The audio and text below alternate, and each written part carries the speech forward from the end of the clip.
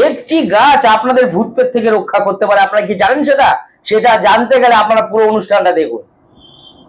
নমস্কার, আড্ডা দীপক শাস্ত্রী চ্যানেলকে দেখছেন।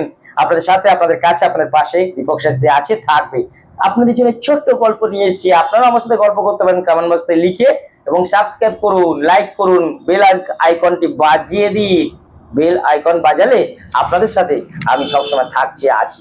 আপনারা জানেন কি, আপনাদের বাড়িতে ভূত প্রেতের সমস্যা আর থাকতে নাও পারে, বা আপনাদের বাড়ি নেগেটিভ সমস্যা নাও থাকতে পারে, বা আপনাদের বাড়ি মনে হচ্ছে যে কোনো হয়তো কেউ কিছু করেছে বা ভূত পেতে এসছে বা বুঝতে পারছেন, তাহলে আজকের থেকে আর ভূত পেতে থাকবে না। কি করবেন? মহালয়া দিনে বা মহালয়া অমাবস্যার দিনে একটি গাছ, সেটা হচ্ছে শ্বেত আকন্দর গাছ, বাড়ির দক্ষিণ পূর্ব দিকে যদি লাগিয়ে দিতে পারেন, তাহলে আপনার বাড়িতে কখনো ভূত পেত আসবে না। যদি থাকে ভূত পেত বা অশরীরিক রাতটা, সে পালিয়ে যাবে। লাগান আপনারা মহালয়া অমাবস্যার দিনে বা মহালয়ার দিনে শ্বেত আকন্দর গাছ।